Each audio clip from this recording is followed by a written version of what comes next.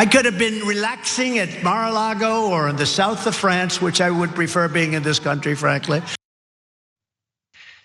Yeah, it's the sort of thing that if a Democrat said, you'd imagine Republicans would have a problem with. The idea that he would prefer to be living outside of the US, I personally think it's perfectly fine. Lots of people have great experiences living abroad. I find the image of him living in France absolutely ridiculous. I mean, I find the idea of him living literally at all ridiculous. I don't know how it works. But the idea that he could just leave and forget all of this stuff and not campaign and not try to be president again and just go live somewhere. That is the advice that we have been giving to him for literally years. I, Jessica, will never understand why any billionaire does what they do. If I had $1 billion, you would literally never see me again. I don't understand why they don't just go off and go drink like fancy frou-frou drinks and read a book and swim in the ocean. But anyway, he persists. And so we're gonna talk about it. He, of course, still has to get through the Republican primary. And that means getting through Ron DeSantis, a guy who thought that his position, on woke issues or his desire to utterly annihilate the LGBTQ community would make this an easy path for him. It hasn't been, partially because Donald Trump is kind of stealing his shtick, as you'll see in this clip. I'll also restore the Trump ban on transgender in the military. We're gonna end that. We had it banned. I went to generals. I say, General, off the record, what do you think of transgender, sir? Is anybody listening, sir? What do you think? I don't like it, sir. So that was gross. Yeah, that was his position on transgender in the military. And that's a real conversation that he had with generals. And they really said that.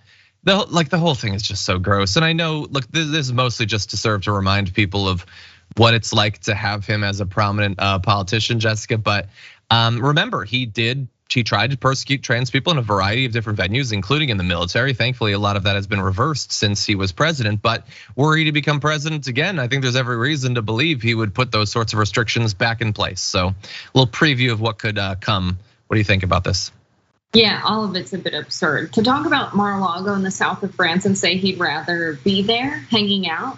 This guy rose to power on a lot of populist rhetoric. A lot of everyday people have kind of been screwed over in our country. Our leaders aren't representing you anymore. They're not governing on your behalf. They're destroying the economy, making things hard for you, etc. And he's just bragging about going to his very wealthy vacation homes and destinations. This is our guy. The same base of Trump voters, if you ask them, hey, why is communism so bad? They'll tell you something along the lines of everyday people have to work really hard and there's a few really rich guys in control of everything. And they will not apply that same description to the very obvious fitting description it is for Donald Trump. I mean, seriously, everything that they are taught to be afraid of with this one word goes on in the country. If you don't like rich people being above the law and in charge and running the economy against your self-interest while you work very hard every day and struggle to meet your most basic needs, guess what? You want to vote for some pretty substantive change in the country, something that Donald Trump is not at all fighting for. And that's very obvious to me. And I don't know what it's going to take for it to be obvious to everyone. Unfortunately, I think that Donald Trump is going to keep flipping the rhetoric and keeping his base for as long as possible. And hopefully he gets indicted before he gets to public office. But the path that he's on right now is a scary one. Yeah, to your question of what is it going to take to get through to them? Nothing is going to. Donald Trump is tailor-made to be the worst possible messenger for a populist message if you actually gave a damn about it substantively. He is wealthy. He's been wealthy for literally decades. He has used his wealth to buy politicians. He has done absolutely nothing to try to change that system.